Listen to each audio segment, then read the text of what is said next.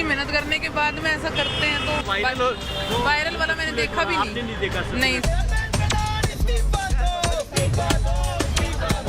Paper leak हो गया और हम लोग पे कुछ अटेंशन नहीं किया।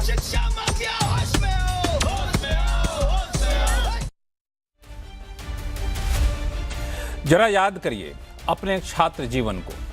अगर याद नहीं आ रहा है, अपने घर के पड़ोस के बच्चों को देखिए। एग्जाम से पहले क्या मन स्थिति रहती है। जैसे जैसे एग्जाम नज़दीक आता जाता है, तनाव बढ़ता जाता है। एग्जाम से पहली वाली रात तो कई बच्चों को नींद तक नहीं आती है। एग्जाम के दिन तो कई बच्चे ब्रेकफास्ट भी नहीं करते हैं, और फिर एग्जाम के बाद जो सुकून मिलता है वो बयां करना मुश्किल है। और इसी बीच खबर आती है कि आपने जो एग्ज़ाम दिया था वो कैंसिल हो गया। आपको फिर से एग्ज़ाम देना होगा, क्योंकि कुछ लोगों ने दौलत की बदौलत पेपर लीक करा लिया। सोचिए क्या गुजरता होगा उन बच्चों पर। जो बच्चे अपनी मेहनत की बदौलत अपना भविष्य संवारना चाहते हैं, क्या उन्हें अपनी मेहनत पर भरोसा नहीं उठ जाएगा? अब तो स्थिति यह है कि एग्ज़ाम कैंसिल नहीं भी हो तो भी शक बना रहेगा कि पता नहीं बच्चों ने पेपर लीक करके कुछ बच्चे वहाँ पास तो नहीं कर गए। जी हाँ, हम बात कर रहे हैं नीट परीक्षा की, जहाँ करीब 13 लाख बच्चों ने परीक्षा दी और परीक्षा पूरी तरह से कैंसिल कर दिया गया क्योंकि पेपर लीक हो गया। ये पहली बार नहीं हुआ है, इससे पहले लगातार होता रहा।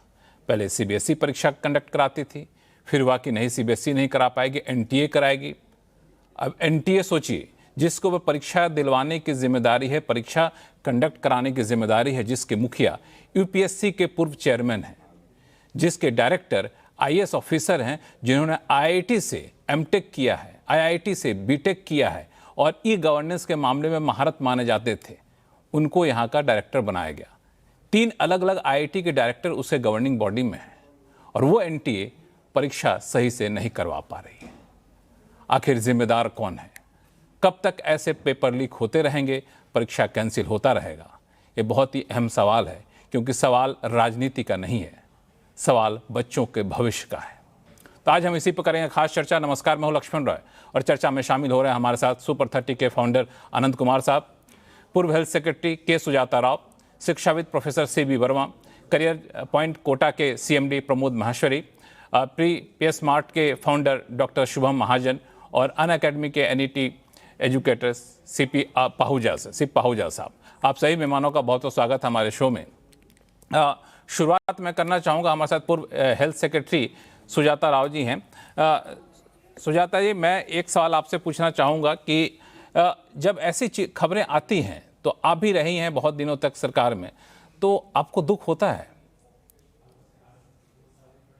बहुत बहुत दुख होता है, और ऐसी चीजों से दे शुड नॉट हैपन, क्योंकि इतने स्टूडेंट्स सफर हो जाते हैं। और ऐसे लीक कैसे हो सकता है? ये लापरवाही है बस, और कुछ नहीं। हेलो जी, आपकी आवाज़ थोड़ी सी कम आ रही है, जरा इनके ऑडियो को ठीक करिए। इस बीच में जरा सुपर 30 के फाउंडर हैं अनंत कुमार साहब, उनके पास मैं जाना चाहूँगा। अनंत जी, इतनी सारी कोशिशें की गई, सीबीएसई से एग्ज़ाम कंडक्ट कराने की जिम्मेदारी हटा ली गई, एनटीए को दिया गया, एनटीए के बाद भी पेपर लीक होता रहा। उसके बाद 7 सदस्यीय कमेटी बनी, कमेटी ने कई सारी सिफारिशें की, उन सिफारिशों को भी लागू कर दिया गया। इसके बावजूद पेपर लीक होने की घटना रुक नहीं रही है। आखिर कोई बहुत बड़ा रॉकेट साइंस है क्या पेपर सही तरीके से करवा पाना? देखिए, कोई रॉकेट साइंस है नहीं, लेकिन जब जब ऐसी घटनाएं घटती है ना, तो सरकार उसको जल्दीबाजी में डिसीजन ले लेती है, दोषियों को पकड़ के डाल दिया। उसके बाद सरकार भी आगे नहीं कुछ करती है, एनटीए भी शांत हो जाता है। लेकिन इसके जड़ तक पहुंचने की जरूरत है। प्रमोद भाई भी हमारे साथ हैं, वो भी सुन रहे हैं, कोचिंग इंस्टीट्यूट चलाते हैं। उनसे भी पूछिए कि कई कोचिंग वाले, हम सब की बात नहीं करें, कई कोचिंग वाले हैं, इसको ऐसा व्यवसाय बना दिया है कि करोड़ों रुपया ले रहे हैं, ग्रांटेड कोर्स की तैयारी करवाने की बात कर रहे हैं, अंतिम दौर में गेस्ट क्लासेस कर रहे हैं। गेस्ट क्लासेस में चिल्ला चिल्ला के ऑनलाइन ऑफलाइन क्या ऑनलाइन बोल रहे हैं कि देखो मैं क्वेश्चन फंसाऊंगा, मैं क्वेश्चन लड़ाऊंगा। कोई बोलने वाला नहीं है, कोई उनको रोकने वाला नहीं है, तो ही मनोबल बढ़ता है। और बढ़ते बढ़ते यही माफिया लोग प्रयास करते हैं, कोशिश करते हैं कि कैसे में सेंधमारी किया जाए, वहां से फिर क्वेश्चन लीक होता है। तो जड़ तक जब तक हम लोग नहीं जाएंगे, कोचिंग जो एक्ट बना है उस पर कार्रवाई नहीं होगी, एनटीए में जो लोग इससे साठगांठ किए या मिले उन पर सख्त से सख्त कार्रवाई, कठोर सजा नहीं होगी, तब तक तो ये चीजें चलती ही रहेंगी। नहीं, ये मैं इसको थोड़ा सा अलग तरीके से आपसे पूछना चाहा था आनंद कुमार जी, क्योंकि आप भी बच्चों को पढ़ाते हैं, आपके भी संस्था का बहुत नाम है, बहुत बच्चे वहाँ से सफल होते हैं। आखिर कोचिंग सेंटर में इस बात की होड़ क्यों मच जाती है? ठीक है, बच्चे में क्षमता है तो बच्चे परीक्षा पास करेंगे, आपकी जिम्मेदारी तो सिर्फ ये है कि आप बच्चों को सही मार्गदर्शन करिए, एग्ज़ाम की तैयारी करने का बेहतर तरीका बताइए। तो ये होड़ क्यों मच जाती है कि हम आपको पास करा दें, क्योंकि ये जिम्मेदारी कोचिंग संस्थाओं के साथ साथ बाकी लोगों की भी तो बनती है। नहीं, तब बाकी लोगों की भी बनती है कि भाई बच्चा जब तक मेहनत नहीं करेगा, बच्चे को मोटिवेट करने के लिए हम लोग प्रेरित नहीं करेंगे तो कैसे होगा। बच्चे को हम लोग शॉर्टकट सिखा रहे हैं, बच्चे को हम लोग 1 महीना में ही तैयार करने की बात करें। 1 महीना तो छोड़िए, रात भर 4 दिन पढ़ा के, 1 शॉट में पढ़ा के उनको कह रहे हैं कि भाई तुम परीक्षा पास कर जाओगे, कंपटीशन में आ जाओगे। तो ये प्रवृत्ति जो जाग रही है ना, यहीं से जन्म लेता है गलत काम। आप देखिए कि माता पिता भी इसके लिए नहीं रोक रहे हैं, प्रशासन नहीं रोक रहा है कि अरे भाई आप पूरा कोर्स तो साल पढ़ाइए, पूरा सिलेबस कंप्लीट करिए, बच्चों को गहराई से ज्ञान दीजिए। ये क्या आप कर रहे हैं कि आप 7 दिन का 10 दिन का क्रैश कोर्स में बच्चों को आप धकेल रहे हैं। फिर जहां क्वेश्चन बिक रहा है, पेपर लीक हो रहा है, देखिए सरकार पर आरोप लगा रहे हैं, फिर प्रत्यारोप लग रहे हैं, ये तो सब कर रहे हैं। लेकिन हम दूसरी बात बताना चाहते हैं, माता पिता भी उन बच्चों के लिए पैसा दे देते हैं कि ले लो भाई क्वेश्चन खरीद लो। बच्चे के पास तो पैसा नहीं होता है, तो मानसिकता भी बदलने की जरूरत है।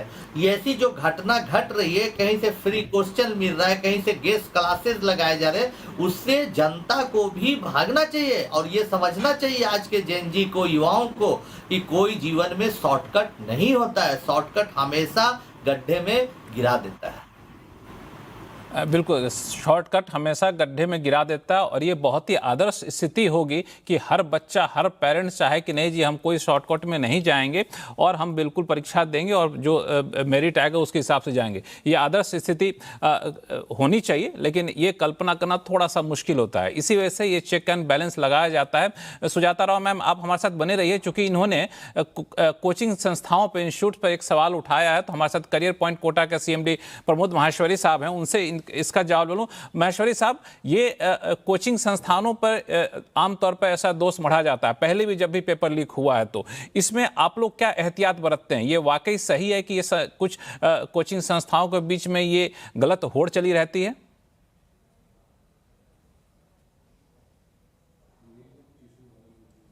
मेरा जो एक क्वेश्चन है, जो हाँ जी आनंद जी ने जो बोला है उससे मैं थोड़ा सा डिफरेंट व्यू रखता हूँ। मुझे लगता है कि कोचिंग संस्थान जो हैं वो पेपर आउट करा रहे हैं, ऐसा लग रहा है। ऐसा नहीं है, ये सिस्टमेटिक फेलियर है। अगर आप पिछले 30 सालों से मैं कोचिंग संस्था चलाता हूं और 30 साल में कोटा का जो नाम है, आज तक कोटा का कोई भी इंस्टीट्यूट किसी भी तरीके से इसमें कभी भी पिक्चर में नहीं आया। मैं नहीं मानता कि कोचिंग इंस्टीट्यूशन कराते हैं। हाँ, ऐसे तत्व सिस्टम में है जो सिस्टमेटिक फेलियर है, फ्रॉम एनटीए से लेकर स्टूडेंट तक। क्योंकि पेपर जहां से आउट हुआ है वहां से समझना चाहिए कि कितने हाथों में वो निकलता हुआ गया और वो आउट हुआ।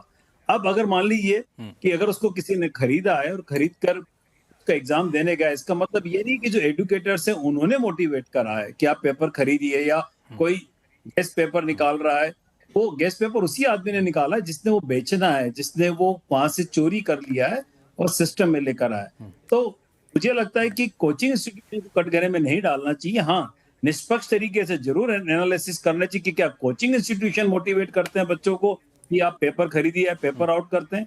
मुझे नहीं लगता ऐसा है। काफी अच्छे अच्छे इंस्टीट्यूशन से अच्छा काम करते हैं, अपने बच्चों के साथ मेहनत करते हैं, उनको सिखाते हैं और सफल भी कराते हैं। परंतु ये जो सिस्टमेटिक फेलियर आप देखिए ना, पिछले 10 सालों में 5 बार पेपर आउट हुआ है, तो ये सिस्टमेटिक फेलियर है सिस्टम। ये सिस्टमिक फेल्योर है ये। ये दरअसल इसमें कोचिंग संस्थानों को जिम्मेदार ठहराना सही नहीं होगा। आनंद कुमार साहब कुछ ऐड करना चाहेंगे, फिर मैं जाऊंगा सुजाता राव मैम के पास। अरे हम प्रमोद भाई हमारे अच्छे मित्र भी हैं, हम जानते हैं उनको। हम आपकी बात नहीं कर रहे भाई, लेकिन आप क्या इससे इनकार कर रहे हैं कि आजकल गेस्ट क्लासेस चल रहा है, रात भर में पढ़ाया जा रहा है, कई कोचिंग इंस्टीट्यूशन में कहा जा रहा है कि नहीं मैं फंसा दूंगा, लड़ा दूंगा, देखो मेरे क्वेश्चन आ रहे, क्या इससे आप इनकार कर रहे हैं, हाँ या ना में जवाब? नहीं, मैं बिल्कुल इनकार नहीं कर रहा। जो आप जिस बात को बोलना चाहते हैं कि बच्चों को भ्रम पैदा कर दिया जाता है और ये कहा जाता है कि हम आपको एक दिन में, एक रात में या किसी कुछ क्वेश्चंस के द्वारा आपको एग्जाम में सेलेक्ट करा देंगे, तो वो बिल्कुल गलत है। और उससे मैं आपसे बिल्कुल एग्रीमेंट में हूँ उस वाले बात पर। और शायद उस तरह के लोग हैं, उस तरह के तत्व कहीं से ना कहीं बच्चों को मोटिवेट करते हैं, पेरेंट्स को मोटिवेट करते हैं कि वो इस चीजों में जाके पेपर को खरीदने का प्रयास करते हैं। और अगर डिमांड है तो फिर पूरा सिस्टम फेल होता है और वो वहां से शुरू हो जाता है जहां से एनटीए को उसका ध्यान रखना चाहिए। आनंद कुमार जी। नहीं, हम सही बता रहे हैं, प्रमोद भाई सही बोल रहे हैं, हम इनके बात से सहमत हैं, हम इन पर आरोप नहीं लगा रहे। ऐसे कई कोचिंग है, सब लोग ऐसा नहीं कर रहे, कई लोग अच्छा काम भी कर रहे हैं, कई लोग गरीबों की मदद कर रहे हैं, स्कॉलरशिप भी दे रहे हैं, लेकिन कुछ लोगों की बात कर रहे हैं जो बहुत ही हल्ला हंगामा कर रहे हैं कि ये कुछ लोगों को, ये कुछ लोगों को कुछ लोगों का आनंद कुमार जी रोकना बड़ा मुश्किल होता है हर सिस्टम में। ये नीट का एग्जाम छोड़ दीजिए, जेईई का एग्जाम छोड़ दीजिए, हर सिस्टम में ऐसे कुछ लोग होते हैं और इसीलिए रेगुलेटर बनाया जाता है, इसीलिए सिस्टम बनाया जाता है कि ऐसे लोगों को रोका जाए। सुजाता राव मैम, मैं ये समझना चाहता हूं कि आपने चूंकि सरकार में काम किया, लंबे समय तक रही हैं, जब एनटीए बना फिर भी पेपर लीक हुआ, 7 मेंबर कमेटी बनी, उसने बहुत सारी सिफारिशें दी, अधिकांश सिफारिशें मान भी ली गई, इसके बावजूद नहीं रुक रहा है। अब इसमें क्या माना जाए कि जो सिफारिशें आई, जो सोच था वो गलत था, या फिर अभी भी आधा अधूरा मन से इस पे काम हो रहा है? नहीं, वो सिफारिश तो ठीक था कि मतलब राधा कृष्णा कमेटी ने अच्छे रिकमेंडेशंस बनाए, कोई 100 रिकमेंडेशंस उन्होंने दिया था वो 24 टू 2024 चीटिंग के बाद।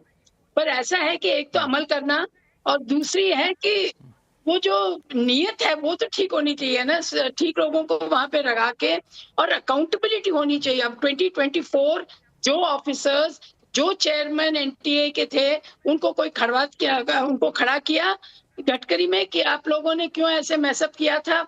अब चंद्रचूड़ साहब ने भी, उन्होंने क्या कहा था एक जजमेंट में पहले, एक भी चीटिंग करते हुए मुझे दिखाई देगा तो मैं पूरा रद्द कर दूंगा।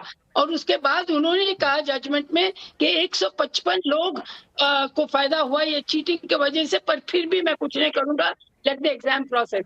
तो ऐसे लीनियंसी एक के बाद एक दिखाएं तो देखिए समाज में तो माफिया लोग होंगे, कोचिंग सेंटर्स में कोई लोग होंगे उनके लाभ के लिए, वो भी तो बड़ी इंडस्ट्री है ना, 60,000 करोड़ की इंडस्ट्री है। ऐसे वेस्टेड इंटरेस्ट तो होंगे कि कोई ना कहीं हमें एग्जाम पेपर लीक हो जाए, पर जिम्मेवारी तो उनकी नहीं है ना, उनकी रिस्पॉन्सिबिलिटी नहीं है तो एनटीए की। उनको खड़ा करना चाहिए, उनको अकाउंटेबिलिटी करनी चाहिए, वो नहीं है। मैं दुख से मैं कह रही हूँ कि आजकल गवर्नमेंट में कोई अकाउंटेबिलिटी नहीं लेता, ऊपर से लेके नीचे तक। और जो ऐसी इतनी बड़ी बड़ी चीजें होती हैं माफ करते रहते हैं। जुडिशरी भी लीनियंट हो गया और गवर्नमेंट भी लीनियंट हो गया। जब तक पनिशमेंट दें और ये डर हो कि भाई हम पकड़े गए तो इससे तो सवाल पूछेंगे, वो ना डर हो तो ऐसी लापरवाही चलेगी। ये तो सिस्टम फेलियर है और नहीं होना चाहिए, ये बंद हो सकता है। हम जब इलेक्शन करवा सकते हैं, एक परीक्षा नहीं कर सकते हैं क्या, बताइए आप? तो this is not an excuse at all. मेरे को तो बहुत ही गुस्सा आता है, मैं सच बताऊं तो, कि ऐसे चीटिंग क्यों हो रही है। और एनटीए में 80 गुस्सा सिर्फ आपको नहीं आता है सुजाता मैम, ये गुस्सा हर वो पेरेंट्स को आता है जो अपने बच्चे को देख रहा होता है कि कितनी मेहनत से बच्चे परीक्षा की तैयारी कर रहे होते हैं। अब सबको गुस्सा आता है और वो गुस्सा अब सड़कों पे दिखता भी है। और ये बिल्कुल आपने सही, इतने बड़े पैमाने पर हम इलेक्शन करवा सकते हैं, क्या हम स्कूल से एग्जाम नहीं दिलवा सकते बच्चों को लेकर के? यहाँ पे ये कितना दुखद यहाँ पर है। यहाँ पे प्रोफेसर सीबी शर्मा साहब हैं, साथ ही साथ हमारे साथ 2 और मेहमान बनी हुए, उनके पास भी मैं जाऊंगा, शुभम महाजन और शिव पाहुजा जी। आप 2 लोग 2 मिनट रुके, मैं आता हूँ आपके पास। मैं एक बार जरा जो शिक्षाविद प्रोफेसर सीबी शर्मा साहब हैं उनके पास जाता हूँ। शर्मा साहब, आपको कहाँ पे लैकिंग दिख रहा है? मैं ये सवाल इसलिए पूछ रहा हूँ चूंकि एनटीए एक मतलब हल्की संस्था नहीं है। मैं उसके आपको बताया कि गवर्निंग बॉडी में कैसे कैसे लोग हैं। यूपीएससी के पूर्व चेयरमैन हैं, खुद जो डीजी हैं वो आईएएस ऑफिसर हैं, आईआईटी के पढ़े लिखे हैं, 3 आईआईटी के डायरेक्टर हैं। इसके बावजूद एग्जाम नहीं करवा पाना, क्या दिक्कत कहाँ आ रही है? जबकि दूसरी तरफ एग्जाम्पल इंजीनियरिंग के एग्जाम होते हैं। मैं एक दो चीजों पर अपनी टिप्पणी करना चाहूंगा। सबसे पहले तो जो संस्था है एनटीए, ये क्या है और क्या काम करती है। मैं उस वक्त शिक्षा मंत्रालय के से संबद्ध था और मैं I am privy to all the discussion जब हम लोगों ने एनटीए बनाया था। हम लोगों ने कभी भी ये नहीं सोचा था कि इतने बड़े एग्जाम ये संस्था कराएगी। इसके लिए ये संस्था बनी नहीं थी, इसका वेयर अबाउट नहीं है, पहली बात। दूसरी बात, अभी कहा गया चेयरमैन ऑर्नामेंटल है एनटीए का, DG is the main person. आप डीजी एक ऐसे व्यक्ति को रखे हैं जो पहले भी मैंने कहा था, 2024 के डिबेट्स देखिए अपने चैनल के, मैं आया था और मैंने कहा था ऐसा व्यक्ति जो परीक्षा समझता नहीं है, कभी देश भर की परीक्षा नहीं कराया है, वो आपका डीजी है। वो कैसे जानेगा कि परीक्षाएं कैसे कराई जाती हैं देश भर में? आपने उस डीजी को हटा के आम आदमी सीबी शर्मा साहब, हम तो एक आम इंसान के नाते तो हम ये कहेंगे ना कि भाई आईएएस ऑफिसर हैं, आईआईटी रुड़की से बीटेक हैं, आईआईटी रुड़की से एमटेक हैं, ई गवर्नेंस में महारत हासिल है, वो हमारे डीजी हैं, तो उनसे तो अपेक्षा रख सकते हैं? बिल्कुल नहीं, बिल्कुल नहीं, यही गलती हो रही है। मैं आपको याद दिलाना चाहूंगा, प्रधानमंत्री जी ने संसद में कहा था ये जो बाबू लोग हैं ये सब जानते हैं क्या? आज वाटर रिसोर्स मैनेज करते हैं, कल एजुकेशन जाके मैनेज करते हैं, ये सब जानते हैं। आप हर जगह आईएएस को बैठाए जा रहे हैं जिनको कि पता नहीं होता है संस्थाएं कैसे चले। आपको एक शिक्षाविद को लाना चाहिए। याद कीजिए इतिहास, जब आईआईटीज कराया करते थे तब एक बार भी क्वेश्चन लीक नहीं हुआ था। जब सीबीएसई नीट की एग्जाम कराती थी, अब मुझे याद पड़ता है संयम भारद्वाज हुआ करता था वहां पर एग्जामिनेशन कंट्रोलर, एक बार भी एग्जाम लीक नहीं हुआ। आप ऐसे व्यक्ति को रखिए जो समझता है एग्जाम। एनटीए वो संस्था नहीं बनी थी और वो एमसीए उसमें उसके लिए तैयार नहीं है। आप बाबू लोगों से परीक्षा करवाना चाहेंगे या आफ्टर ईयर यही होगा, क्योंकि वो समझता है। मैं नेशनल एग्जाम करा चुका हूं। मैं पिछले साल भी कहा था, 2024 में ये सब हुआ था, झज्जर का एग्जाम मैंने कैंसिल कर दिया था कि मैं झज्जर में एग्जाम नहीं कराऊंगा। झज्जर आपका ये सीकर, ये एग्जाम माफिया बन गया है और आप इसको कंट्रोल नहीं कर सकते हैं और परीक्षा भी वहां से नहीं हटाते हैं क्योंकि स्टेक्स हाई है। Now coming to second aspect, देखिए पहली बात तो ये, इस संस्था को आपको देखना पड़ेगा। ये संस्था बाबुओं की संस्था बन गई है, ब्यूरोक्रेटिक संस्था बन गई है, ये असेसिंग एवेलुएटिंग संस्था नहीं बनी है। आपको उसको बदलना पड़ेगा। दूसरा जो आपका प्रोसेस का पार्ट है, आप इतना बड़ा एग्जाम पूरे देश में कराते हैं, 24 लाख बच्चे अपीयर हुए हैं। आपको पता है कि इसका कोई अपर एज लिमिट नहीं है। अगले साल आप भी भर दीजिएगा। बांसल साहब बैठे हैं, ये भी भरते हैं और अपने विद्यार्थियों के साथ जिसको कोचिंग देते हैं उसके साथ बैठ जाए परीक्षा में, अगल बगल वालों को बताते रहे कि क्या हो रहा है। और यही हुआ है। मैं आपको बता दूं कि कोचिंग सेंटर जो चलाता है वो भी फॉर्म भर देता है और वो भी अपने बच्चों के साथ परीक्षा देता है। ये किसी को पता नहीं चल रहा है क्या? और बताने के बाद भी टीवी चैनल पर ये नहीं बदलता है। मैं पिछली बार भी ये प्रश्न उठाया था कि एक एज लिमिट तो रखोगे, ये कोई एज लिमिट नहीं है इसका। 24 लाख बच्चे बैठते हैं और अगर 24 लाख बच्चों के लिए आपको एग्जाम कराना होगा देश में तो ये इस तरीके से बिल्कुल नहीं होगा। आप जिस तरह से क्वेश्चन को प्रिंट कराते हैं, डिस्ट्रीब्यूट करते हैं, प्रिजर्व करते हैं और एग्जाम कराते हैं, कहीं ना कहीं आप लीक करेंगे ही करेंगे। एक बैंक मैनेजर आपका बेईमान निकल ही जाएगा इतने बड़े देश में।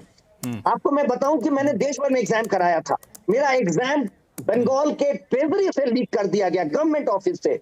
मेरा वो क्वेश्चन पेपर केवल बंगाल और केरल में था, इसलिए जब उसको कैंसिल करना पड़ा तो मैंने बंगाल और केरल का एग्जाम कैंसिल किया, बाकी पूरे देश का एग्जाम कैंसिल नहीं किया। तो क्वेश्चन पेपर आइडेंटिकल नहीं होता है, क्वेश्चन पेपर सिमिलर होते हैं, डिफिकल्टी लेवल बराबर इंश्योर करना पड़ता है। ये आप तभी जानेंगे जब आप शिक्षा चलाए हैं। आपको देखिए कि वो सीबीएसई का एग्जाम, संयम भारद्वाज वहां हुआ करता था, शायद अभी भी होगा, वहां एग्जामिनेशन कंट्रोलर, इतना बड़ा एग्जाम आराम से कराता है और कहीं कुछ नहीं होता है। तीसरी बात जो मैं कहूंगा, too many cooks spoil the broth. आप एक आदमी को रिस्पॉन्सिबल करिए जो कराएगा, जो आईआईटी करती थी, और अगर एग्जाम का क्वेश्चन लीक किया, that man must be hanged. आप किसी को सजा नहीं देते हैं। मैं 2024 में जो हुआ था, I was Privi, I mean I was on all discussion through out. आप आज हमको बताइए और कोई भी बताए कि उसमें से कोई भी एक आदमी को सजा हुई है क्या? किसी को नहीं हुई है। तो देखिए, आपने एग्जाम को इतना हाई स्टेक कर दिया है।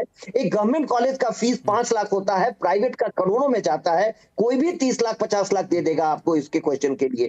तो आप इसको बदलते क्यों नहीं है? आपको समझ में आ रही है ये बात, फिर भी नहीं बदल रहे हैं। पिछली बार मेरे कहने पर मैंने सारे टीवी चैनल्स पर यही डिबेट करके कहा था, एक पूरी तरह एक एजुकेशनिस्ट का, एकेडमिक्स का कमेटी बननी चाहिए जो इसका तरीका बताए। मुझे पता नहीं, समझ में नहीं आ रहा है कि उस कमेटी ने क्या रिपोर्ट दिया कि 1 ही साल बाद ये हो गया। बिल्कुल तरीका बिल्कुल। बदलना दरअसल आपने पड़ेगा। 3 बातें कही यहाँ पे, मैं सीबी शर्मा साहब 3 बातें कही, उन तीनों बातों पे मैं रिएक्शन लूंगा। आनंद कुमार साहब हैं, सुजाता राव मैम हैं और करियर पॉइंट के सीएमडी साहब भी हैं, लेकिन इससे पहले मेरा सी पाहुजा मैम के पास जाना चाहूँगा। पाहुजा मैम, ये जो कह रहे हैं कि ऐसा है नहीं कि एग्ज़ाम आप फेयर करा नहीं सकते, लेकिन एग्ज़ाम कराने का तरीका गलत है। जो मुद्दा इन्होंने उठाया उस मुद्दे पर मैं जाऊँगा दूसरे मेहमानों के पास। आपसे मैं थोड़ा सा एक तुलनात्मक अध्ययन करके पूछूँ, कंपैरेटिव स्टडी करके, कि नीट के एग्जाम में दिक्कत क्यों होती है, जेईई के एग्जाम में तो दिक्कत नहीं होती है? देखिए, शुरुआती तौर पे प्रॉब्लम एनटीए के कंडक्शन में आई, क्योंकि 2024 का जो लीक था उसमें जो कमेटी बनी उसका पहला सुझाव ये था कि अगर आप फेयर वे में एग्जाम कंडक्ट कराना चाहते हैं तो आपको एग्जाम ऑनलाइन कराना चाहिए, मल्टीपल शिफ्ट में कराना चाहिए। ऐसा नहीं है कि एनटीए इसके लिए सक्षम नहीं है। एनटीए ही वही ऑर्गेनाइजेशन है जो जेईई का एग्जाम हर साल ऑनलाइन कराती है, 2 शिफ्ट में कराती है, एंड उसमें अब तक ऐसी कोई प्रॉब्लम नहीं आई है। तो सबसे पहले तो एनटीए को एग्जाम ऑनलाइन कराना चाहिए था। हमें 2024 की जो कमेटी बनी थी उसके सुझाव मानने चाहिए थे। अब अगर बात करें तो एनटीए ने हर चीज पे ट्वीट किया कि ये कोई स्कूल का एग्जाम नहीं है, इस पे बहुत सख्ती बढ़ती जा रही है, 5G जैमर्स, स्क्रूटिनी होगी, चेकिंग होगी बच्चों की, ये सब हुआ। बच्चों के कलावा तक उतार लिए गए before entering the examination hall. लेकिन उससे पहले जो हैंडलर्स थे, यानी कि पेपर जब डिसाइड होता है, देन पेपर प्रिंटिंग में जाता है, प्रिंटिंग के बाद ट्रांसपोर्टेशन में जाता है, वहीं पर कोई ना कोई लूप होल है। बाकी मैं साथ साथ कोचिंग के बारे में भी बात करना चाहूंगी, जैसे कि प्रमोद सर ने बोला, आनंद सर ने बोला। देखिए, कोचिंग जो है, सारे संस्थान कोशिश कर रहे हैं कि बच्चों की सिलेक्शन निकाल पाए। एंड ऑनलाइन माध्यम की बात करूं तो ऑनलाइन एक ऐसा माध्यम है जहां पर बच्चा बहुत ही कम प्राइस में अपने पूरा कोर्स कंप्लीट कर सकता है। इनफैक्ट यूट्यूब के माध्यम से तो फ्री ऑफ कॉस्ट पढ़ता है। तो हम तो बच्चों की मदद कर रहे हैं, दिन रात उनके साथ हैं। आप समझिए उस बच्चे का मेंटल ट्रॉमा, जो बच्चा आज 700 स्कोर कर रहा है, 680 स्कोर कर रहा है, जिसका सिलेक्शन हो चुका था, जो मिठाई खा चुका था, जो सेलिब्रेट कर चुका था, बच्चे ऑलरेडी जा चुके हैं वेकेशंस पर। अब उन बच्चों को पता चल रहा है कि आपके वो मार्क्स रद्द हो गए, आपको फिर से अपीयर होना पड़ेगा, आपको फिर से वो किताबें उठानी पड़ेंगी, आपको फिर से मेहनत करनी पड़ेगी। तो मेंटल स्टेट बच्चों की बहुत अफेक्ट हुई है। बिल्कुल, मेंटल स्टेट काफ़ी अफेक्ट हुई है। मैं यहाँ पे सुबह महाजन आपके पास आऊँगा, लेकिन एक सवाल बड़ा अच्छा इन्होंने पाहुजा मैम ने उठाया, उस पर मेरा आनंद कुमार साहब का रिएक्शन लूँ। ऑनलाइन क्यों नहीं करवा सकते एग्ज़ाम हम?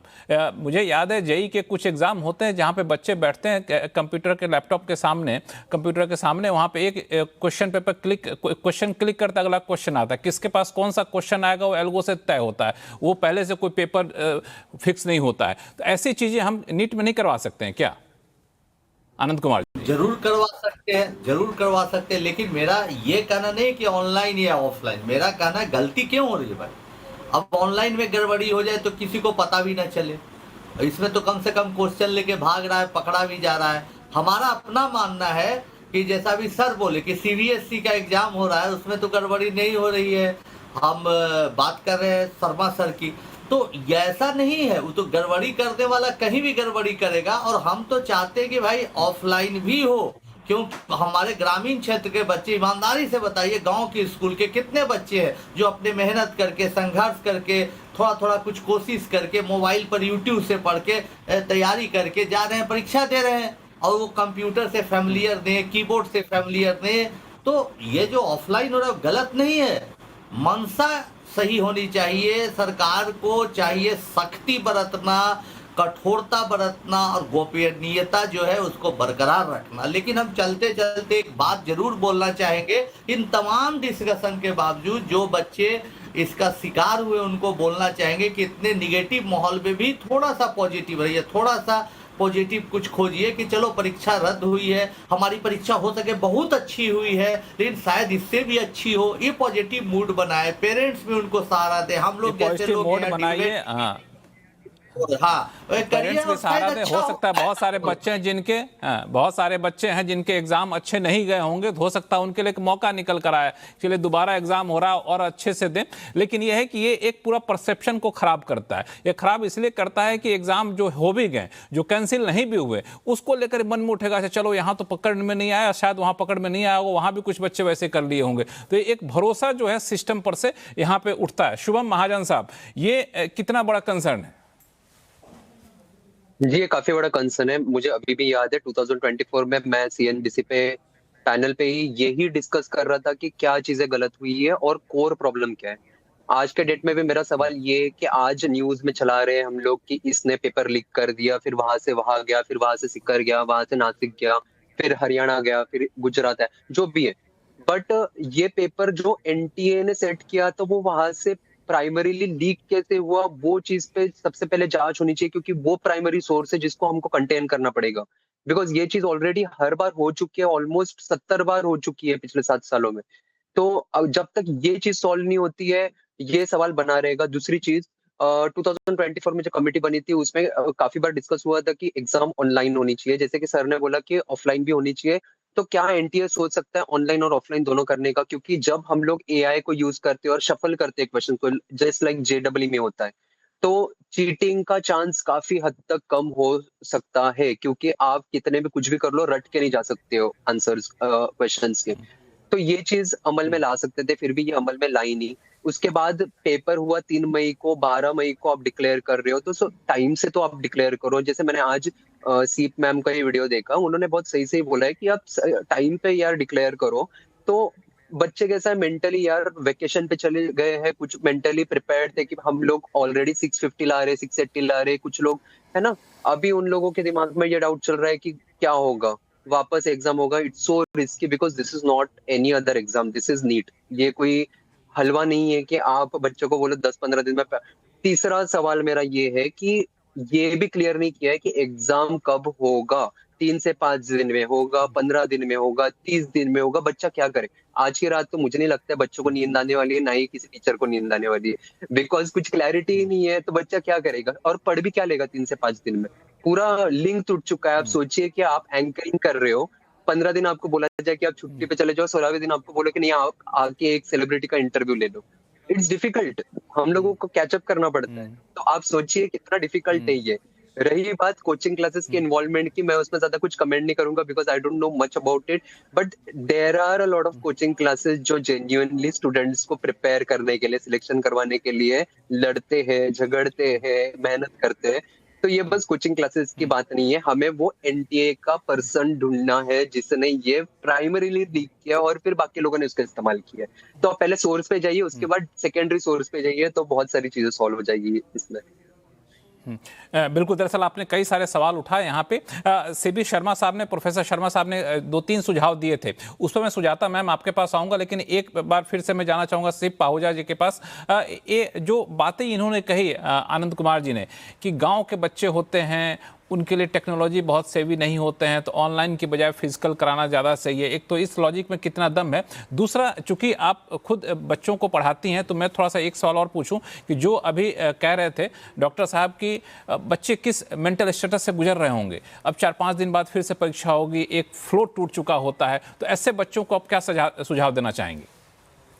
सबसे पहले मैं ऑनलाइन वाली बात करूं, आज से 5 साल 6 साल पहले की बात होती तो मैं बोलती कि हाँ ऑनलाइन बच्चों के लिए टफ है। आज अगर आप सरकार का भी देखेंगे तो हर सरकारी जो स्कूल है वहां पर कंप्यूटर मुहैया करा दिए गए हैं। तो अगर हम ये शिफ्ट करेंगे तो ऑब्वियसली सरकार ये इंश्योर करेगी कि बच्चों को थोड़ा मॉक पेपर कंप्यूटर पे देने की आदत हो जाए। दूसरी चीज, अगर आज बच्चा तैयारी ऑनलाइन कर सकता है तो बच्चा एग्जाम ऑनलाइन क्यों नहीं दे सकता? ये तो सिखाने वाली बात है। एंड मुझे लगता है हम जब विकसित भारत की बात करते हैं, जहां हम AI की बात करते हैं, एग्जाम ऑनलाइन कंडक्ट कराने में कोई दिक्कत नहीं होनी चाहिए, क्योंकि हम कंपेयर कर रहे हैं अपने आप उन इकोनॉमी से। आप US की बात करिए, आप UK की बात करें, आप ऑस्ट्रेलिया की बात करें, वहां जितने भी मेडिकल एंट्रेंस एग्जामिनेशन होते हैं सारे एग्जाम ऑनलाइन CBT मोड में ही होते हैं। तो ये तो इंटेंट की बात है, अगर NTA चाहता तो ये ऑनलाइन किया जा सकता है। एंड अब जो हो गया हो गया। मैं आपके माध्यम से अपने बच्चों को यही सलाह देना चाहूंगी कि पहली चीज आप 2027 के लिए प्रिपेयर करें, उसी मोड में करें जो अभी चल रहा है, ऑफलाइन मोड में। एंड दूसरी चीज NTA को कहना चाहूंगी कि अब जो 2026 के बच्चे मझधार में हैं, उनको नहीं पता कि अब एग्जाम कब होगा। क्योंकि देखिए प्रिपरेशन के लिए टाइमलाइन होना बहुत जरूरी है कि अब एग्जाम के लिए उनके पास 10 दिन है या 1 महीना है या फिर 2 महीना है, तो पहले तो ये रिलीज करा जाए एंड 2027 वाले बच्चों को भी ये क्लियर करा जाए कि एग्जाम ऑनलाइन होगा या फिर ऑफलाइन होगा।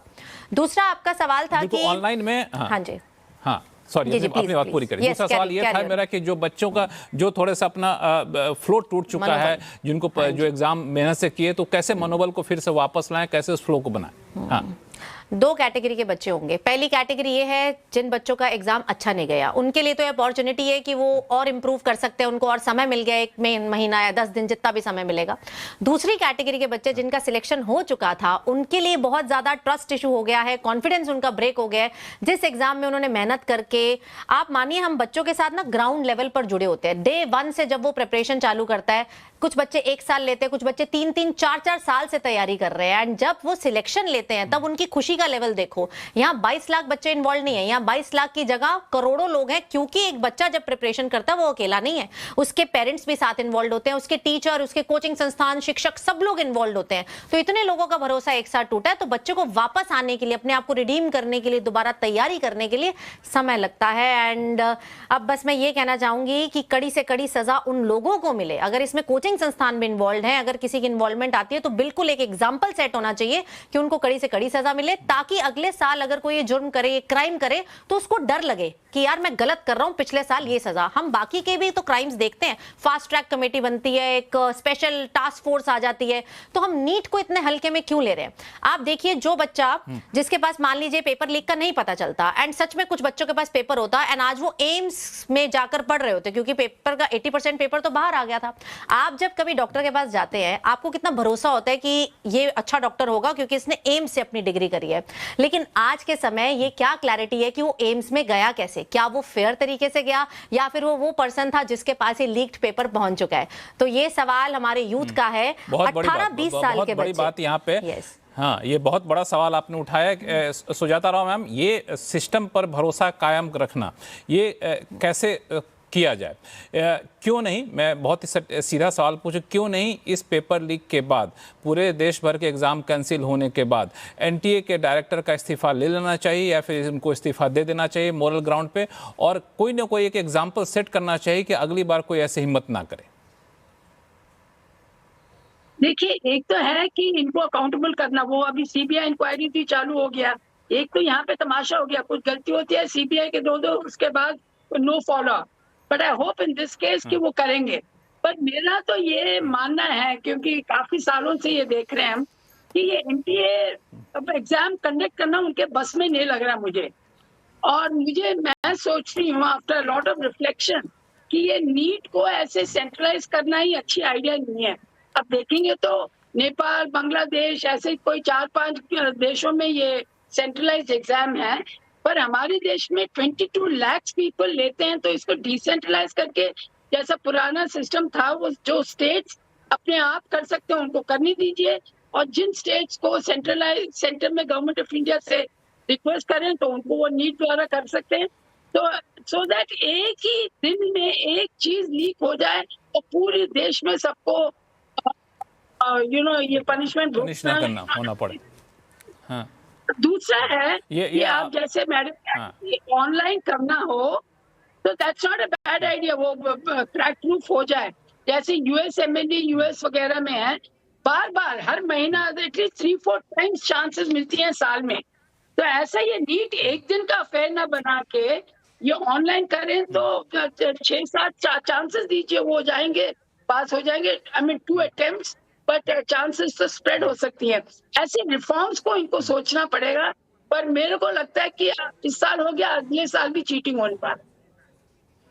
बिल्कुल, यही जो डर है ना, जो आपने आशंका जताई है, वही आशंका खत्म करना। यहाँ पे प्रोफेसर शर्मा साहब आपके पास आऊंगा, लेकिन प्रमोद माहेश्वरी साहब एक सवाल, ऑनलाइन को लेके अलग अलग मत निकल कर सामने आए। पाहूजा ने बोला कि नहीं ऑनलाइन बिल्कुल किया जा सकता है, सुजाता राव मैम ने बोला ऑनलाइन किया जा सकता है। आपका मत क्या है, ऑनलाइन में क्या दिक्कत आ रही है? क्योंकि मुझे जहाँ तक याद है, उस कमेटी ने, जो 7 सदस्यीय कमेटी बनी थी, उसने भी एक सिफारिश की थी कि उसको ऑनलाइन करना है। उनकी सारी सिफारिशें मान ली गई कि स्कॉट गार्ड लगा दो, चेकिंग कर दो, और क्या कहते हैं GPS लगा दो, और लेकिन जो असली सिफारिश उसको मानी ही नहीं गई। आखिर दिक्कत कहाँ आ सकती है ऑनलाइन करेंगे तो? मेरे मेरे नजरिए से तो ऑनलाइन में कोई दिक्कत नहीं। एक सुजाता, मैं कुछ बोलना चाहती हूँ, एक मिनट। हाँ हाँ हाँ, ये जुड़ना चाहती हूँ आपके बात से कि जब एनटीए कॉन्स्टिट्यूट किया था, purpose was to do online. उनका ये मकसद नहीं था कि ये paper wise, question paper wise exams, इतने बड़े बड़े एग्जाम्स करने के लिए तो नहीं किया था उन्होंने। तो वो जो ऑब्जेक्टिव, ओरिजिनल ऑब्जेक्टिव था वो ऑनलाइन था, और जाके उन्होंने बदल दिया। हाँ, उनको कैपेसिटी नहीं है, एडमिनिस्ट्रेटिव कैपेसिटी नहीं है to conduct this exam. Thank you. Pramod ji, मेरा मानना ये है कि ऑनलाइन में कोई दिक्कत नहीं है। आज टेक्नोलॉजी इतनी ज्यादा एडवांस हो चुकी है और हम टेक्नोलॉजी में आगे भी हैं। आप बहुत आसानी से ऑनलाइन एग्जाम करा सकते हैं। ये इंटेंट का इशू है कि आप कराना चाहते हैं कि नहीं कराना चाहते। जब आप जेई एडवांस, जेई मेन दोनों ऑनलाइन करा सकते हैं, वो भी बड़े स्टेक एग्जामिनेशन है, उनमें भी 14-15 लाख बच्चे बैठते हैं और काफी कॉम्पिटिटिव एग्जामिनेशन है। आप जेई तो नीट क्यों नहीं करा सकते? और नीट को स्प्रेड कर दीजिए, जैसे जेई में आप करते हैं। आप डायनेमिक क्वेश्चंस कर दीजिए, ऑप्शंस बदल दीजिए। आपके पास इतने सारे मैकेनिज्म है to conduct the examination in transparent and fair manner कि अगर छोटे मोटे अगर उसमें कोई गड़बड़ हो भी जाए तो वो मास लेवल पर नहीं हो सकती, और पहले बात तो वो हो ही नहीं सकती। जब आप देखिए जीआरई ऑनलाइन होता है, जीमेट ऑनलाइन होता है। अभी मैम बोल रही थी कि आप मल्टीपल टाइम ऑप्शन दीजिए, कितनी बार करेंगे, कैसे करेंगे? तो I think there is a intent issue. अगर इंटेंट अगर होगा तो आई थिंक सॉल्यूशन है इस प्रॉब्लम का। इंटेंट ही नहीं, अगर आपको बस डिसाइड कर रखा है कि हमें ऑनलाइन ही कराना है, सेंट्रलाइज ही कराना है और ये पूरा सिस्टम है, और मुझे लगता है कि कहीं ना कहीं जो स्टेक होल्डर्स हैं वो इस बात को सीरियसली ले नहीं रहे। जैसे कि पूरे सिस्टम को दो पार्ट में ब्रेक कर दीजिए। पहले एक क्वेश्चन पेपर बनने से लेकर एग्जामिनेशन सेंटर तक पहुंचना, और एग्जामिनेशन सेंटर के बाद जो इवेंट होता है। एनटीए ने एग्जामिनेशन सेंटर के बाद के इवेंट के लिए तो सारे एक्शन ले लिए, परंतु उसके पीछे का जो उनको अपना खुद का काम करना था उसका कोई भी एक्शन नहीं लिया, क्योंकि कोई रिस्पॉन्सिबिलिटी नहीं है। और उसको सही करने की, दुरुस्त करने की जरूरत मुझे दिख रही है, और वो ऑनलाइन से बहुत आसानी से हो सकती है। ऑनलाइन से बहुत आसानी से हो सकते हैं, लेकिन आपने जो एक बात कही ना इंटेंट की, वो एक बात है। प्रोफेसर शर्मा साहब के पास जाऊंगा, लेकिन कुछ शुभम महाजन को जोड़ना चाहते हैं। डॉक्टर महाजन। यस, मैंने काफी सुना कि एनटी के बारे में हम लोग बात कर रहे हैं कि नीट में दिक्कत आ रही है, बट मैं ये काफी क्लियर करना चाहूंगा कि काफी सारे जो मेरे जेडब्ल्यू मेंस के कैंडिडेट्स थे उनके साथ एक दिक्कत हुई थी। पहले जब रिजल्ट मैसेज पे आया तब 98 पॉइंट समथिंग, 99 पॉइंट समथिंग और रैंक लिख के आया, और 2 दिन बाद वही रिजल्ट अपडेट होके 1 परसेंटाइल और 2 परसेंटाइल कर दिया गया, जबकि उनके रिस्पॉन्स शीट पे उनके अच्छे खासे नंबर बन रहे थे, 225 230 ऐसे नंबर बन रहे थे, जो कि काफी अच्छे नंबर होते हैं जेडब्ल्यू में, और फिर भी उनका परसेंटाइल 1.23 और 1.53 बता रहा था। ठीक है, मैं आपको कोट विद एग्जांपल कर सकता हूँ, अब हमारे पास उतना टाइम नहीं है। तो हमने काफी सारा मतलब ये किया उनके साथ में, मेल्स किए, काफी कांटेक्ट किया है, बट इस चीज पे कोई हमें आज तक रिप्लाई नहीं मिला है। तो this is a very core issue with NTA, और उनके तरफ से कोई रिप्लाई कि हम लोग मतलब एक्सपेक्टेशन भी नहीं रखते। तो ये एक बड़ी बात है यहाँ पे प्रोफेसर। ये तो इंटेंट इशू है। ये तो इंटेंट इशू, ये तो ऑनलाइन ऑफलाइन दोनों जगह हो सकता है। लेकिन यह है कि आप ऑनलाइन करते हैं तो ह्यूमन इंटरवेंशन को आप कम कर रहे होते हैं। जब आप ह्यूमन इंटरवेंशन को कम कर रहे होते हैं तो ये थोड़ा सा लेफ्ट राइट होने की संभावना कम रहती है। ये हर जगह देखा गया, मतलब सिर्फ हम एग्जाम की बात नहीं कर रहे हैं, गवर्नमेंट के कई सारे वेलफेयर प्रोग्राम में हमने देखा है जहाँ पे ह्यूमन इंटरवेंशन कम हुआ है वहाँ पे चीज़ें थोड़ी बहुत दुरुस्त हुई है। अब जब करने पर आदमी उतारू हो ही जाए तो ऑनलाइन को हैक कर दो, उसमें कौन सी बड़ी बात है, वो भी कर सकते हैं। लेकिन हाँ, ये एक सिस्टम है। लेकिन जो बात सुजाता राव मैम ने कही, वही सवाल लेकर के मैं प्रोफेसर शर्मा साहब आपके पास आना चाहता हूं। इतना यकीन के साथ मैम कह रहे हैं कि इस बार हो गया, अगली बार भी होगा, ये यकीन क्यों आ रहा है? सिस्टम पर इतना भरोसा क्यों नहीं लोगों का आ पा रहा है? ये भरोसा आने के लिए एक एग्जाम्पल सेट करना जरूरी नहीं है क्या? मुझे प्रसन्नता है कि सुजाता जी ने ये याद दिलाया कि एनटीए की स्थापना ही हुई थी ऑनलाइन कराने के लिए। इसलिए I am privy to the discussion in the ministry MHRD, जब प्रकाश जावड़ेकर जी थे मंत्री, और उन सारे डिस्कशन का मैं पार्ट था। जब एनटीए के बारे में सोचा जा रहा था, हम लोगों ने यही सोचा था कि ये संस्था ऑनलाइन केवल कराएगी, इसीलिए। और सेक्रेटरी थे Subramanian, I am sure Sujata Rao will remember, mister Subramanian was the secretary education, higher education. और हम लोगों ने यही सोचा था कि ये केवल ऑनलाइन कराएगा। सडनली उसको इतनी बड़ी बड़ी परीक्षाएं हाथ हाथ में डाल दी गई और उसके लिए वो संस्था तैयार नहीं है। तो बहुत सही ये याद दिलाया कि आपने ऐसी संस्था बनाई जिसका ये काम नहीं था, उसको ये काम थमाया, अभी भी रिव्यू करने की जरूरत है। दूसरी बात जो मैं कहूंगा, इतने सारे लोग विचार दे रहे हैं कि ऑनलाइन कराइए, भारत के लिए ऑनलाइन एंड डिजिटल मोड ही और सॉल्यूशन है। हम इतनी बड़ी आबादी है कि हमको वो करना ही पड़ेगा, लेकिन निश्चित तौर पर मैं एक बहुत ही रिमोट जगह में अभी हूं, यहाँ बिल्कुल काम नहीं करता है, यहाँ के बच्चे क्या करेंगे। तो मेरा ये मानना है कि आप जब तक पूरी तरह तैयार नहीं है और आपका फोकस यहाँ नहीं है, आपका रेलवे टिकट क्यों नहीं फेल करता है, IRCTC क्यों नहीं फेल करता है, क्यों एग्जाम ही फेल कर जाता है, कारण ये है इट्स बिग मनी। नहीं, वहां भी एजेंट हैक कर लेते हैं, टिकट पहले बुक कर लेते हैं। यहाँ पर इतना पैसा इन्वॉल्व है कि कुछ भी कोई भी कर रहा है।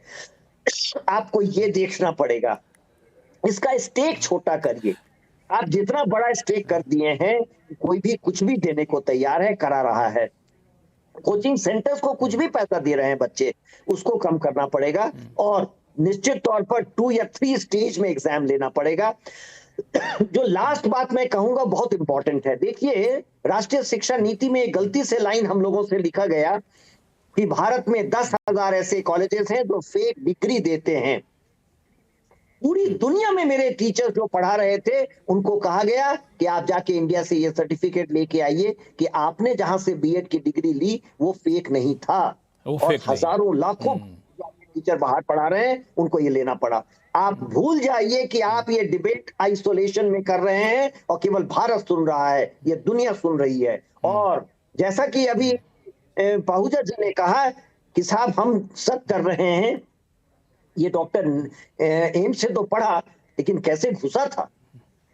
जब दुनिया पूछने लगेगी कि आप नीट पैसा देके पास किए थे या जेन्युइन पास किए थे, इसका कैसे मैं तय करूं, और पूरी दुनिया से आपके डॉक्टरों को लौटाने लगेंगे तो क्या होगा। आप भूल जाइए कि आप आइसोलेशन में ये डिस्कशन कर रहे हैं। पूरी दुनिया इस बात को सुन रही है और पूरी दुनिया देख रही है कि भारत का डॉक्टर होता कैसे है।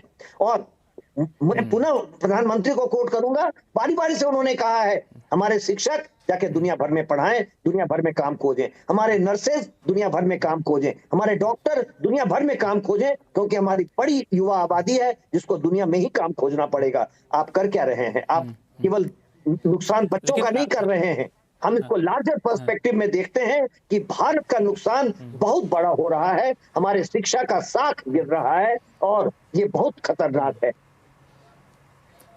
ये बिल्कुल बहुत खतरनाक है, क्योंकि सिर्फ एक एग्जाम का पॉइंट और ऐड करना चाहूंगी। हाँ जी, बिल्कुल सही इन्होंने बोला है। हम जो नीट के बच्चे हैं ना, आप उनका एज देखिए, 18 से 22 साल का बच्चा नीट का यूजुअली एग्जाम देता है। ये हमारे देश का युवा है। आज अगर इतनी कच्ची उम्र में वो देखेगा कि जिस एग्जाम के लिए उसने 2-2, 3-3 साल लग के तैयारी की है, लास्ट में उसके स्कोर भी आया और वो एग्जाम रद्द हो गया एंड लीक हो गया, हम क्या एग्जाम्पल सेट कर रहे हैं उस इतने से बच्चे में। वो क्या देखेगा कि यार मेरे देश में कोई भी एग्जाम बिना करप्शन के नहीं हो पा रहा है, बिना ये धांधलेबाजी के नहीं हो पा रहा है। अभी अभी मैंने एक न्यूज पढ़ी कि 10 लाख रुपए में एक बच्चे ने पेपर खरीदा। ऐसे डॉक्टर का हम क्या करेंगे? ये आप सोचिए, एम्स वो इंस्टीट्यूट है जहां पर सारे बड़े नेता, हमारे प्राइम मिनिस्टर हो या कोई भी हो, सबका इलाज एम्स दिल्ली में ही होता है। अगर इस तरीके से सारे के सारे पेपर बाहर आ जाएंगे तो आज से 10 साल बाद जब वो बच्चा डॉक्टर बन के निकलेगा, एम्स में काम कर रहा होगा, क्या गारंटी है कि वो उनका इलाज ठीक करेगा? तो हमें एक एग्जाम्पल दोषियों के लिए तो सेट करना ही करना है, लेकिन हमें अपने युवा के बारे में भी सोचना है कि उनके लिए भी हमारे देश के प्रति एक अच्छी भावना है एंड वो पॉजिटिव सोच है हमारे देश में। हाँ बिल्कुल, दरअसल इसमें प्रोफेसर शर्मा साहब ने एक बड़ा अच्छा पॉइंट उठाया। सभी एग्जाम के लिए अपर एज लिमिट है, मेडिकल एंट्रेंस के लिए कोई अपर एज लिमिट नहीं है, कोई भी बैठ सकता है। तो पाउसा मैम तो कह रही है 18 से 22, लेकिन आप देखिए कि कितने सारे 40, 45, 50 साल के लोग बैठ रहे हैं। वो क्यों बैठ रहे हैं? उनका क्या स्टेक है? वो क्यों डॉक्टर बनना चाहते हैं या परीक्षा में बैठना चाहते हैं? बड़ी सारी गड़बड़ियां हैं। देखिए, मुझे समझ नहीं आता है ईयर आफ्टर ईयर ये बिल्कुल। हो रहा है। दरअसल इस पे हमें प्रोफेसर शर्मा सर, मुझे एक छोटा सा ब्रेक लेना होगा। ब्रेक के बाद हम लोग इस चर्चा को आगे जारी रखेंगे, कहीं जाएगा नहीं। बहुत दिलचस्प मोड़ पे चर्चा पहुंच चुकी है। लौटते छोटे से ब्रेक के बाद। एग्जाम कैंसिल हुए हैं नीट के उसको आखिर कैसे सुधारा जाए ताकि आगे आने वाले दिनों में ऐसी दिक्कत यहाँ पर ना आए। एक सवाल जो अभी उठा था वो ये कि कोई एज लिमिट नहीं होता है, किसी भी उम्र के लोग वहाँ पे बैठ जाते हैं। डॉक्टर ऐसा पेशा है जहाँ पे आप चाहते हैं कि कोई इलाज समझदार डॉक्टर, पढ़ा लिखा डॉक्टर करे, तो ये एक बड़ा कंसर्न यहाँ पे उठता है। इस पर मैं जरा डॉक्टर साहब से एक राय ले लूँ। मैं डॉक्टर शुभम महाजन, शुभम महाजन, ये आप लोग जब प्रैक्टिस में होते तो ये सारी चिंताएं घर कर रही होती हैं क्या? जी देखिए, जहाँ तक इसकी बात है कि 18 से 22 के ज्यादा बच्चे होते हैं और कोई एज लिमिट नहीं है, मुझे लगता है इसमें एक एज लिमिट आ जानी चाहिए। जैसे कि यूपीएससी में भी एक एज लिमिट होती है या एक अटेम्प्ट की लिमिट होती है कि भाई इतना अटेम्प्ट करो, उसके बाद में आप एलिजिबल नहीं हो। क्योंकि इसके दो पर्सपेक्टिव है। एक बच्चे को आशा रहती है कि हम लोग अगले साल दे देंगे हो जाएगा, अगले साल दे देंगे हो जाएगा, अगले साल दे देंगे हो जाएगा, और वो टूटते जाता है।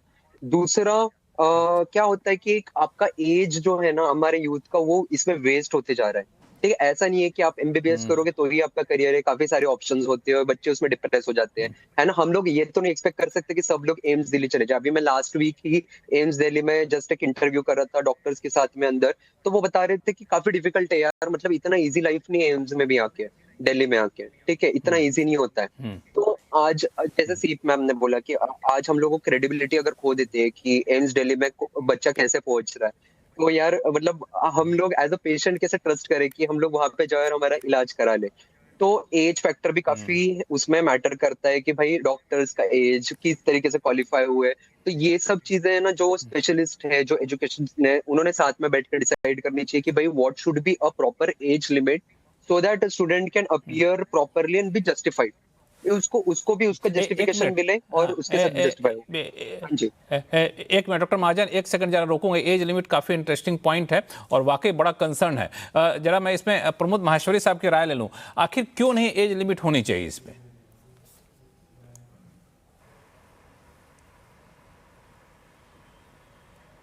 म्यूट पे हैं आप। मुझे आवाज नहीं आ रही आपकी? हाँ जी, मेरे हिसाब से तो एज लिमिट का कोई कंसेप्ट होना नहीं चाहिए। आप किसी से पढ़ने का अधिकार कैसे छीन सकते हैं? आप एग्जाम सही तरीके से नहीं करा सकते। पढ़ने का अधिकार नहीं, इसके दो नुकसान है। एक तो आप कितने लंबे समय तक अपनी उम्र का हिस्सा पढ़ाई में दे देते हैं, और आप 40 साल 45 साल में डॉक्टर की पढ़ाई करके क्या करेंगे? आप कुछ और करिए भाई, नए नए बच्चे आ रहे हैं, युवा हैं, उनको मौका दीजिए। नहीं, मैं इसमें दो बातें हैं, एज लिमिट और अटेम्प्ट, इन दोनों को अलग अलग करना चाहिए। डॉक्टर शुभम ने बोला कि आप अटेम्प्ट फ्रीज कर दीजिए, एज लिमिट फ्रीज मत करिए, क्योंकि किसी को पढ़ने का अधिकार नहीं छीना जा सकता। अगर एनटीए एग्जाम ढंग से नहीं करा सकता, इसका मतलब ये नहीं है कि मैं पढ़ नहीं सकता। हो सकता है किसी कारणवश मैं अपनी एज तक उसको नहीं पढ़ पाया हूं और मुझे मौका दीजिए, आप मुझे अटेम्प्ट फिक्स कर दीजिए, परंतु एज लिमिट सेट मत करिए। मेरा पर्सनल व्यू है, ऐसा नहीं है कि मैं मतलब इसको वाकिफ नहीं हूं, मैं समझता हूं, परंतु पूरी दुनिया में पढ़ने का अधिकार है। हर उम्र में लोग पढ़ते हैं, पीएचडी भी लोग 90 की उम्र में जाके करते हैं। क्यों करते हैं? उनको मना कर दीजिए पीएचडी ना करें, पीएचडी भी कराई जाती है, इससे डॉक्टर भी बन सकता है, हर पढ़ाई करी जा सकती है। प्रोफेसर शर्मा जी, प्रोफेसर शर्मा, प्रमोद साहब का कहना है कि एज लिमिट मत फिक्स करिए, अटेम्प्ट फिक्स कर दीजिए। पढ़ने का अधिकार कैसे छीन सकते हैं? लॉजिक है। देखिए, इनके आर्गुमेंट में दम तो है। अब मैं प्रमोद जी को याद दिलाऊं, इनकी पत्नी ने मेरे ही विश्वविद्यालय से पीएचडी किया था और मैंने ही उसका एग्जाम भी लिया था। तो पढ़ने का अधिकार तो सभी यूनिवर्सिटी से, बंसल साहब आपको याद होगा, पढ़ने का अधिकार सबको मिलना चाहिए, लेकिन डॉक्टर कौन बन सकता है ये तो कुछ आप तय करेंगे। 45 साल में मेरा एडमिशन होता है, 50 में मैं निकलता हूँ, और ये प्रोफेशनल जॉब है। अब दूसरी बात जो मैं कहूंगा, आईएएस में क्यों नहीं लिमिट कर रहे हैं? आईएएस भी कभी भी बन सकता है, उसके एज लिमिट क्यों कर रहे हैं? Similarly all exam, no, distance education is a different thing. आप डिग्री जरूर लीजिए, आप प्रैक्टिस नहीं करेंगे। आप पढ़ने का मन है, आपको पढ़िए जरूर, लेकिन आपको अधिकार नहीं मिलेगा, क्योंकि आप डॉक्टर तभी ठीक बनते हैं जब वो सारा प्रैक्टिस करके आते हैं। तो मेरा थोड़ा विरोध होगा प्रमोद जी से। पढ़ने का अधिकार सबको हो, लेकिन डॉक्टर कब कौन बन सकता है ये प्रोफेशनल्स को तय करने दीजिए, वो प्रोफेशनल्स तय करें। प्रमोद जी, दूसरी बात जो है, कुछ बोलना चाहेंगे? 24 लाख लोग बैठ जाते हैं, बिल्कुल एग्जाम को। मैं इसमें ये बात जोड़ना चाहूंगा कि देखिए, 50 साल की उम्र में लोग अपना व्यवसाय शुरू करते हैं और दुनिया की सबसे बड़ी कंपनी बना देते हैं। उम्र किसी भी तरीके से किसी भी प्रोफेशन के लिए कोई बैरियर नहीं होना चाहिए। अगर कोई व्यक्ति अपनी 40 की उम्र में जाके डॉक्टर बन सकता है और उसमें काबिलियत है और अगर 5 साल की प्रैक्टिस के बाद वो किसी का अच्छा इलाज कर सकता है तो उसको करने देना चाहिए।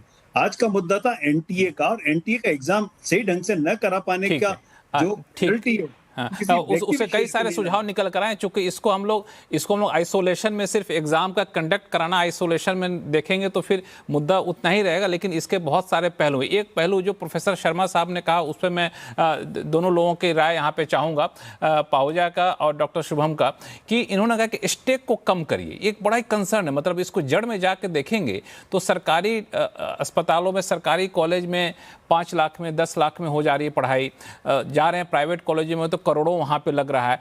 आखिर इसको कैसे कम किया जा सकता है? पाहुजा साहब पहले, पाहुजा मैम पहले आप, फिर शुभम आपके पास आऊंगा। इस स्टेक को कैसे कम किया जाए? देखिए, सबसे पहले तो 22 लाख बच्चे इस पेपर को देते हैं एंड एमबीबीएस की सीट्स की बात करूं तो तकरीबन 1,25,000 ही हमारे पास सीट्स है। तो stakes are yes very high and बहुत सारे बच्चे तो अच्छे बैकग्राउंड से भी होते हैं, वो पे कर सकते हैं। आज शायद वही लोग हैं जो 30-35 लाख तक पेपर खरीदने के लिए भी रेडी हैं। तो अगर हमने एग्जाम को किसी तरीके से मेरा सवाल ये है कि हम इस सीट को क्यों नहीं बढ़ा सकते हैं? मैं इस सवाल ये है कि बढ़ा सकते हैं, 1 लाख कुछ आपने बताया, क्यों नहीं बढ़ा सकते? डॉक्टर की संख्या वैसे भी कम है, परसेंट डॉक्टर इंडिया में बहुत कम है, दूसरी दुनिया के बाकी देशों से तुलना करें तो। डॉक्टर महाजन?